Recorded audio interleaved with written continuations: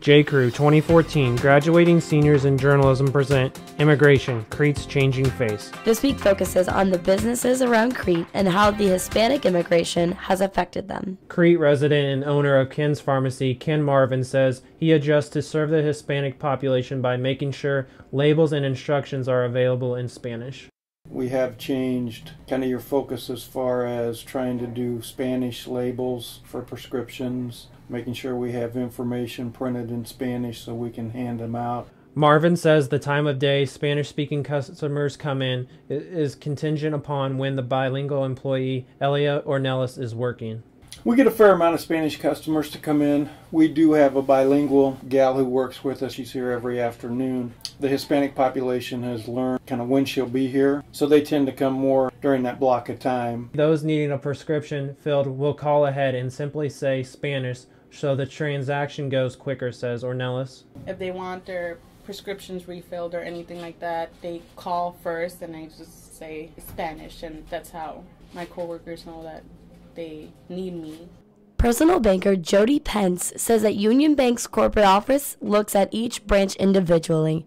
They determine what the marketing and advertising needs are, then suggest changes.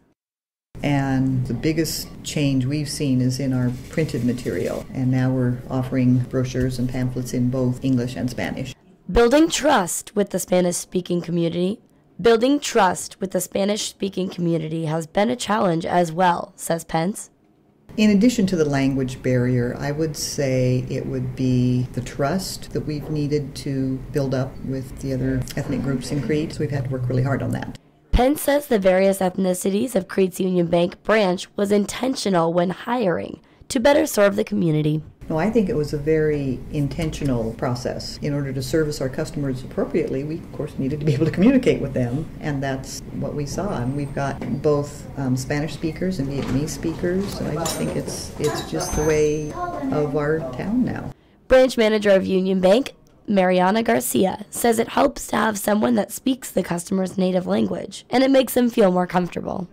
It's huge for that Hispanic community to see that there's someone that speaks their language and that is native like they are to do business. I just feel like they feel a lot more comfortable doing business with me versus, if it was Jody and I was translating for her. I think that would even be a little bit more difficult as opposed to them just coming directly to me. We have seen more and more customers come in just because the Hispanic community is a lot of word of mouth. If they know that you're being treated right, they're going to tell their friends and their family, and they're going to come back and they're going to expect that same service. So we have seen some growth there. Garcia also says that having bilingual capabilities are essential for a Crete business to survive. It's almost a need in every business now. If you want to succeed in Crete, you better have someone that speaks Spanish. This has been one of a series of reports in an ongoing project, Immigration, Crete's Changing Face, from J.Crew 2014 Graduating Seniors in Journalism at Doane College. This week's business report was produced by Coriel Thomas and directed by Mark Lucas. Look for other stories in this series in the Doane Owl, Doane Line, and Doane Weekly on Doane College Television, Time Warner Channel 71.13. For the next report on immigration, Crete's Changing Face, tune in April 4th to 91.9 KDNE.